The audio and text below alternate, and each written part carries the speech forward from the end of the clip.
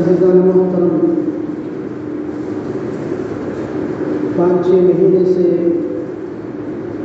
مسلسل پیغمبر عالم صلی اللہ علیہ وسلم کی سیرت طیبہ پر گفتگو چل رہی ہے۔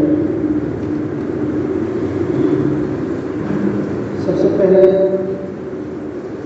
حضور صلی اللہ علیہ وسلم کی ولادت باسعادت سے پہلے کے چند اہم واقعات، پھر حضور پاک کی ولادت باسعادت، پھر حضور پاک علیہ السلام کی دور رضا، اور پھر آپ علیہ السلام کا دور بچپن، اور پھر آپ علیہ السلام کے شام کے اسفار، اور پھر پیغمبر عالم صلی اللہ علیہ وسلم کا 25 سال کی عمر میں حضرت خدیجہ رضی اللہ تعالی عنہا سے نکاح، اور آپ علیہ السلام کے شق قلب کا واقعہ، شق صدر کا واقعہ، اور اس کے بعد 35 سال کی عمر میں آپ علیہ السلام کے خانہ کعبہ کی تعمیر میں حصہ لینا، 40 سال کی عمر میں نبوت کا ملنا، اس کے بعد مکے کے اندر حضور صلی اللہ علیہ وسلم کی تکالیف، اصحابہ کرام کی تکالیف، اور اس کے بعد آپ علیہ السلام کا معراج کے بعد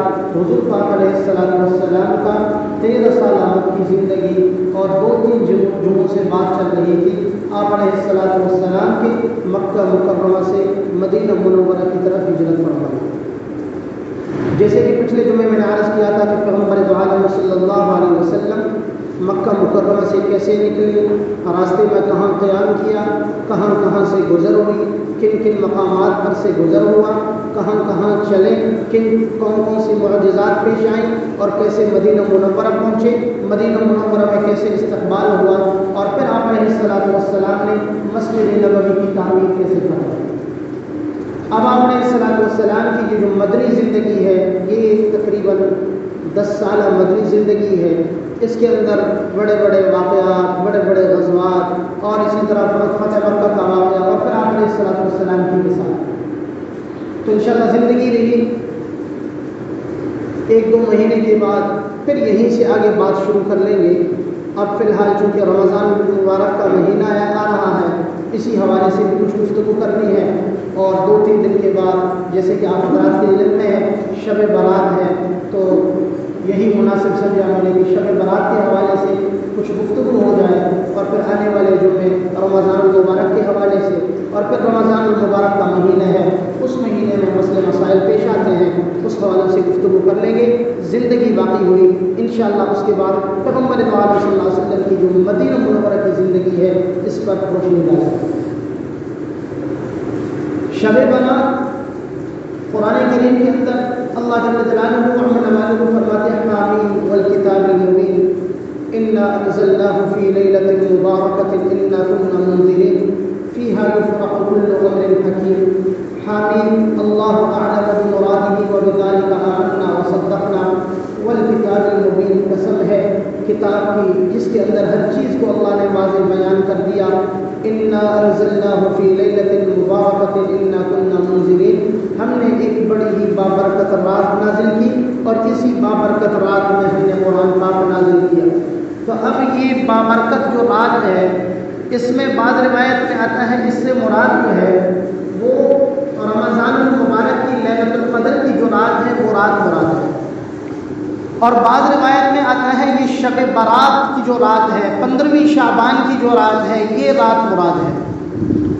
خیر بہرحال احادیث کی کتابوں میں کچھ روایت یہاں کے ملتے ہیں، کچھ روایت وہاں کے ملتے ہیں، اور بات یہ ہے کہ اسی رات میں شب برات کی جو رات ہے اسی رات میں پیغمبر دو عالم صلی اللہ علیہ وسلم کی حدیث ہے، آپ علیہ الصلوۃ والسلام نے فرمایا اس رات کو اللہ جل جلالہ عم نوالہ انسانوں کے بارے میں فیصلہ فرماتا ہے۔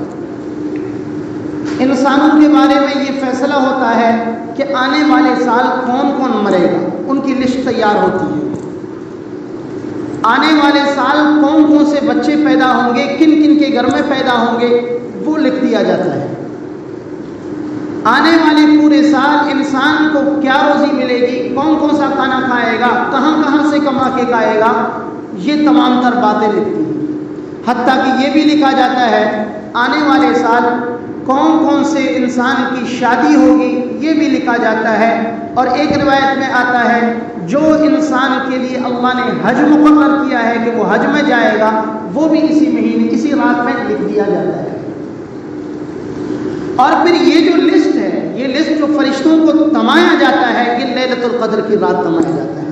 گویا ان دونوں کے اندر تطبیق اس طرح ہوئی کہ یہ رات اور لیلۃ القدر کی رات، اس رات کو اللہ جل جلالہ عم نوالہ کے جو خاص مقرب فرشتے ہیں وہ ان چیزوں کو اللہ جل جلالہ عم نوالہ کے حکم سے لکھ لیتے ہیں، اور پھر وہ فرشتہ جس کے کام جس چیز کا انتظام ہے اسی کے حوالے یہ لسٹ کیا جاتا ہے۔ جو روزی والا فرشتہ ہے جس کے اللہ جل جلالہ نے جس کو یہ حکم دیا ہے کہ ہوا اس کے تابع، اس کو وہ چیز دیا جاتا ہے، تو اسی طرح یہ فرشتوں کو پھر یہ لسٹ تھما دی جاتی ہے۔ یہ رات جو ہے یہ بڑی بابرکت رات ہے۔ پیغمبر دو عالم صلی اللہ علیہ وسلم آپ علیہ الصلوۃ والسلام خصوصاً یہ شب برات کی جو رات ہے 15ویں شعبان کی جو رات ہے حضور صلی اللہ علیہ وسلم کی دور نبوت کے اندر، یعنی 23 سالہ دور نبوت ہے، ایک مرتبہ صرف روایت میں آتا ہے حضور پاک علیہ الصلوۃ والسلام قبرستان تشریف لے گئے، جنت البقیع تشریف لے گئے، صرف ایک سال میں اور ایک 15ویں شعبان میں پیغمبر دو عالم صلی اللہ علیہ وسلم تشریف لے گئے تھے۔ تو لہذا اس لیے علماء نے لکھا ہے بہتر یہی ہے، اچھا یہی ہے، آپ علیہ الصلوۃ والسلام نے جس کام کو جس انداز سے کیا اسی کے مطابق ہم کر لیں تب جا کر کامیابی ملے گی۔ حضور نے جو کیا ہم وہی کر لیں تب ہمیں کامیابی ملے گی۔ حضرت عائشہ رضی اللہ تعالیٰ عنہ فرماتی ہے 15ویں شعبان کی رات تھی، پیغمبر عالم صلی اللہ علیہ وسلم کو میں نے بستر پر نہیں پایا، اور پھر فرمایا حضور کے بستر بھی کیا بستر تھے، کوئی ریشم کے بستر نہیں تھے، قربان جاؤں یہ تو وہ ہستی ہے اللہ کے بعد جس کا مقام ہے، اللہ کے بعد جس کا مرتبہ ہے۔ حضرت عائشہ فرماتی ہے بستر بھی کیا تھے، اونٹ کے کال کی اوپر جو ان کے اونٹ وغیرہ ہیں اس سے بستر بنایا جاتا اور حضور پاک وہ اوڑھ لیتے۔ اللہ نے ہمیں ہر نعمت دیا ہے پھر بھی ہم ناشکر ہیں، کہتے ہیں جی کچھ نہیں ہے۔ آپ علیہ الصلوۃ والسلام ہاتھ اٹھاتے ہیں، دعا کرتے ہیں، اے اللہ جو مجھے ملے میں چاہتا ہوں آپ کا شکر ادا کر لوں، جو نہ ملے میں اس پر صبر کر لوں۔ فاقے کی زندگی آتی ہے، حضور صلی اللہ علیہ وسلم کے کئی دن گزرتے ہیں، گھر میں چولہا نہیں جلتا، کئی دن گزر جاتے ہیں، آپ علیہ السلام کچھ کھاتے نہیں، گھر میں کچھ ہے ہی نہیں، کئی دن گزر جاتے ہیں، صرف کھجور کے دانے پر گزارا ہوتا ہے، کئی دن ایسے گزر جاتے ہیں، ایک روٹی کا صرف ٹکڑا ہے، وہ پیغمبر تو عالم صلی اللہ علیہ وسلم کہا کہ اللہ کا شکر ادا کرتے ہیں، اور اللہ فرماتے ہیں وَلَسَوْفَ يُعْطِيكَ رَبُّكَ فَتَرْضَىٰ، میرے حبیب تجھے اتنا دوں گا کہ تو راضی ہو جائے، اتنا ملے گا کہ تو راضی ہو جائے گا۔ اے میرے حبیب تو وہاں کر، سامنے احد کا جو پہاڑ ہے اس کو میں تیرے لیے سونے کا بنا دوں۔ اپنے السلام یہی دعا کر رہے، اے اللہ میں یہی چاہتا ہوں، جب مجھے ملے شکر ادا کروں، نہ ملے میں صبر کروں۔ تو حضرت عائشہ رضی اللہ تعالیٰ عنہ فرماتی ہیں پیغمبر عالم صلی اللہ علیہ وسلم جب میں نے دیکھا کہ آپ علیہ السلام بستر پہ نہیں تو میں پیچھے نکلی، جب میں نکلی تو میں نے دیکھا آپ علیہ السلام جنت البقیع کا جو قبرستان ہے وہاں پر تشریف لے گئے ہیں اور ان کے لیے دعائیں کر رہے ہیں، دعائیں مغفرت ہو رہی ہے ان کی۔ اور اس کے بعد آپ علیہ السلام نے فرمایا عائشہ تم جانتی ہو، تمہیں معلوم ہے یہ کون سی رات ہے؟ میں نے کہا اللہ اور اس کے رسول ہی بہتر جانتے ہیں۔ آپ علیہ السلام نے فرمایا اس رات اللہ جل جلالہ و نوالہ ابن آدم علیہ السلام کی جو اولاد ہے اتنے سالوں کی مغفرت فرماتے ہیں جیسے بنو کلب کی بکریاں ہیں، ان کے جتنے بال ہیں ان بالوں کے برابر اللہ جل جلالہ مغفرت کا اعلان فرماتے ہیں۔ پھر روایت میں آتا ہے کہ بنو کلب کی بکریوں کو خاص حضور نے اس لیے فرمایا کہ ان کا ریوڑ بہت زیادہ تھا، بنو کلب کی جو بکریاں تھیں ان کا ریوڑ بہت زیادہ تھا، اور پیغمبر عالم صلی اللہ علیہ وسلم نے فرمایا کہ وہاں پر ان کے جو بکریوں کے بال ہیں ان بالوں کی بقدر اللہ جل جلالہ مغفرت کا اعلان فرماتے ہیں۔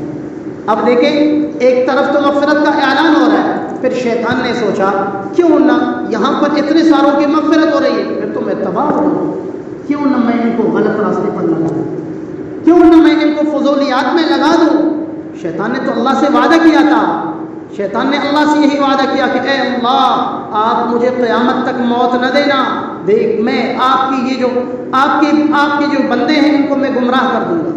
پھر شیطان نے آ کر یہی کام شروع کر دیا کہ جی اس رات جو ہے حلوے بنانا ہے، اس رات جو ہے دیگیں بنانا ہے، اور اسی چیز کو خاص کر کے اسی رات کو بنانا۔ یاد رکھنا نہ قرآن سے ثابت ہے کہیں سے، نہ پیغمبر عالم صلی اللہ علیہ وسلم کی احادیث سے ثابت ہے کہیں بھی، نہ صحابہ کرام کی کسی قول سے ثابت ہے، نہ صحابہ کرام کی کسی فعل سے ثابت ہے۔ ہمیشہ میں نے عرض کیا جب بھی میں بات کرتا ہوں انہی چیزوں پر بات کرتا ہوں، اس سے ہٹ کے میں نہیں کہتا، اپنی طرف سے میں نہیں کہتا، میں تمہیں قرآن سناتا ہوں یا فرمان رسول صلی اللہ علیہ وسلم۔ تو پھر شیطان نے انہی کاموں میں ہمیں لگا دیا کہ جی یہ فضولیات میں لگ جائیں گے، چلو یہی کام کر لیں گے۔ اور یاد رکھنا، اور اگر یہ سمجھ کے اس رات کو دیکھ پکائی جائے، یہ سمجھ کے کہ اگر پکائیں گے تو ثواب ملے گا، نہیں پکائیں گے تو گنہگار ہوں گے، بدعت کہلائے گا۔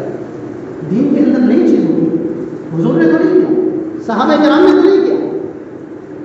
اب دیکھیں انسان کی کیسی عجیب عقل ہے، اور پھر اس طرح کی باتیں کرتے ہیں جی حضور نے تو پنکھا بھی نہیں چلایا، حضور کے دور میں پنکھا بھی تو نہیں تھا، حضور کے دور میں گاڑی بھی نہیں تھی، حضور تو گاڑی میں بیٹھتے تھے، اس طرح کی باتیں یار کیا بات ہو رہی؟ یہ تو دنیا کی چیزیں ہیں، میں دین کی بات کر رہا ہوں۔ دین کے اندر کوئی چیز پیدا کرنا اور اس کو ثواب سمجھنا اور کرنے والے کو ثواب کا حقدار سمجھنا اور نہ کرنے والے کو گناہگار سمجھنا، یہی بدعت کہلایا جاتا ہے۔ یہ دین کے اندر نئی چیز ایجاد ہو گئی، حضور نے نہیں کیا، حضور کے صحابہ نے نہیں کیا۔ صحابہ کتنی محبت کرتے تھے حضور سے، اپنی جان قربان کرنے کے لیے تیار ہیں، اپنا سب کچھ حضور پر قربان کرنے کے لیے تیار ہیں۔ کیا اگر صحابہ کرام کو یہ معلوم کہ 14 صدی کے بعد لوگ چھوڑ کر ایسے کام کر لیں گے، اتنا زیادہ ثواب کا کام ہے، تو ہم کیوں نہ کریں؟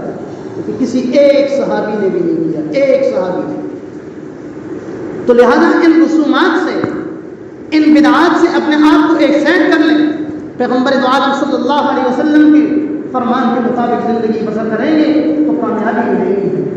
اور پھر اسی رات میں قبرستان کی طرف چلے جائیں، بھلے چلے جائیں، وہاں کے جو مرحومین ہیں ان کے لیے مغفرت کی دعائیں کرنے اللہ سے، لیکن وہاں پر جا کر نظر و نیازیں کرنا اور وہاں پر جا کر قبروں کے اوپر چادریں چڑھانا، یہ کہاں سے تھا؟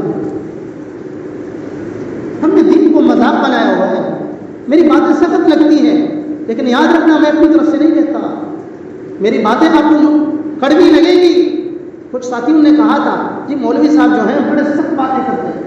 ایک ساتھی نے مجھے کہا کہ کچھ ساتھی آپس میں بیٹھ کے مشورہ کر رہے تھے جی حیدر کرار میں جو مولوی صاحب آئے ہیں بڑی سخت باتیں کر رہے ہیں. مولوی صاحب نہیں کر رہا, قرآن سخت باتیں کر رہا ہے. مولوی صاحب باتیں نہیں کر رہا, پیغمبر دو عالم صلی اللہ علیہ وسلم سخت باتیں کر رہے ہیں. یہ مولوی صرف سنا رہے ہیں, تمہیں وہ فرمان کر رہا ہے. تو لہٰذا ان چیزوں میں نہ پڑے, اس رات میں چلے جائیں, قبرستان کی طرف چلے جائیں اور یہ سمجھ کر کہ پیغمبر دو عالم صلی اللہ علیہ وسلم تشریف لے گئے تھے, آپ علیہ الصلوۃ والسلام کی سنت ہے اور وہاں پر جا کر مرحومین کے لیے ہم دعائیں کریں گے تو یہ سنت بھی زندہ ہوگی, ثواب بھی ہوگی. اور پھر اپنے رسم رواج کے مطابق چلے جائیں گے, یہ چھجائے کہ ثواب ہو جائے, الٹا ہمارے سر پر گناہ ہو. اور آپ علیہ السلام نے فرمایا بنو کلب کی بکریوں کے بالوں کے برابر اللہ جل جلالہ انسانوں کی معافی کا اعلان فرماتے ہیں. اور پھر پیغمبر صلی اللہ علیہ وسلم نے فرمایا اللہ جل جلالہ اپنی شان کے مطابق پہلے آسمان میں تشریف لاتے ہیں. اللہ کی کیا شان ہے, اللہ جل جلالہ اپنی شان کے مطابق اللہ یہ بہتر جانتے ہیں. قرآن میں اللہ فرماتے ہیں وجاء ربک والملک صفا صفا, تمہارا رب آئے گا, فرشتے آئیں گے, صف در صف فرشتے بنا کر. اب کیسے آئیں گے یہ اللہ جل جلالہ حکم. تو اللہ جل جلالہ اپنی شان کے مطابق پہلی آسمان میں تشریف لے آتے ہیں اور پھر اس کے بعد آواز لگاتے ہیں اللہ کی طرف سے. کوئی ندا دینے والا, کوئی یہی آواز لگاتا ہے کوئی مانگنے والا, آئے اللہ فرماتے ہیں مجھ سے مانگے میں اس کی حاجت کو پوری کروں. ہے کوئی مصیبت کا مارا ہوا, آئے میرے پاس, میں اس کی مصیبت کو دور کر دوں. ہے کوئی غم زدہ, آئے میں اللہ اس کے غم کو ختم کر دوں. ہے کوئی مقروض, آئے میں اس کی قرضے کو ختم کر لوں. پوری رات یہ اعلان ہوتی رہتی ہے. اب پوری رات ہمیں عبادت کرنی چاہیے. اگر پوری رات نہیں کر سکتے ہیں, رات کے تھوڑے سے حصے تو کر لیں. اور ایک بات یاد رکھنا, جہاں پر ہم فضولیات کی طرف جائیں گے, جہاں پر بدعات کی طرف جائیں گے, آپ دیکھیں گے جو لوگ بدعات کی طرف زیادہ جاتے ہیں پھر ان کو فرائض کی توفیق نہیں ہوتی. جو لوگ ایسے بدعات کی طرف جاتے ہیں پھر مسجد میں اپنے نہیں دیکھو گے, صرف ایک کو آئیں گے. کیا صرف عید کے دن اللہ جل جلالہ کے دیے ہوئے روزے کو ہم کھاتے ہیں؟ کیا صرف عید کے دن اللہ کے یہ ہوا سے ہم زندہ ہیں؟ کیوں نافرمانی کرتے ہیں, کیوں غداری کرتے ہیں, کیوں بغاوت کرتے ہیں؟ اللہ جل جلالہ نے دنیا کے اندر بھیجا, ایک مقصد کے تحت بھیجا. الذی خلق الموت والحیاۃ لیبلوکم ایکم احسن عملا. اللہ فرماتے ہیں موت اور زندگی کو اس لیے میں نے بنایا, میں دیکھنا چاہتا ہوں تم میں سے کون اچھا عمل کر کے میرے پاس آتا ہے, کون مجھے راضی کر کے میرے پاس آتا ہے, کون میری بات مان کے میرے پاس آتا ہے. دنیا کے اندر اس لیے ہمیں بھیجا. وما خلقت الجن والانس الا ليعبدون. اللہ نے انسان اور جن کو پیدا کیا صرف اور صرف اپنے عبادت کے لیے. ليعبدون اے ليعرفون, مجھے پہچانے, میری ذات کو پہچانے, اس لیے میں نے انسان کو پیدا کیا, اس لیے میں نے جنات کو پیدا کیا. اور پھر یہ شب